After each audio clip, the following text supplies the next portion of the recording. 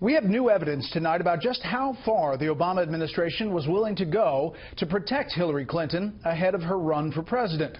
An arms dealer tells Fox News in an exclusive interview that the full weight of the Justice Department came down on him in an effort to hide a secret plan to funnel weapons to Libya that ultimately armed America's enemies.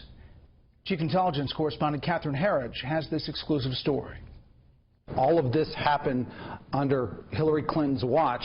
It would actually be Secretary Clinton. In his first television interview since criminal charges were dropped against him, licensed arms dealer Mark Turi says the Obama administration, with the cooperation of Hillary Clinton's State Department, tried and failed to make him the fall guy for a 2011 covert weapons program to arm Libyan rebels that spun out of control. I would say 100% I was victimized to somehow discredit me, throw me under the bus, do whatever it took to protect their next presidential candidate. 5 years into the investigation, Turi says the Justice Department dropped the case to avoid public disclosure of the weapons program that was designed to force the ouster of Libyan dictator Muammar Gaddafi. Those transcripts from current as well as former CIA officers were classified. If any of these relationships would have been revealed, it would have opened up a can of worms. In 2011, the administration wanted to arm the Libyan rebels, but UN sanctions blocked the direct sale.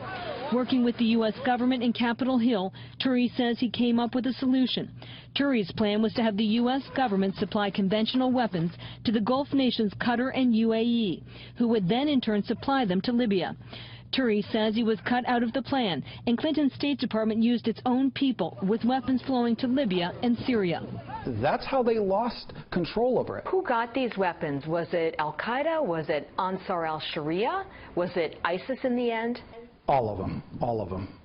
Turi exchanged emails in 2011 with then U.S. envoy to the Libyan opposition, Chris Stevens.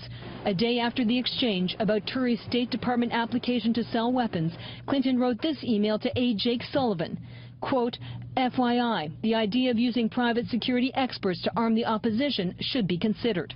Do you believe these email exchanges are a coincidence or connected? When you look at this timeline, none of it was a coincidence. It was all strategically managed, and it had to have come from her own internal circle. Since first telling his story to Fox News, Turi says he's lost everything in his legal fight with the Justice Department.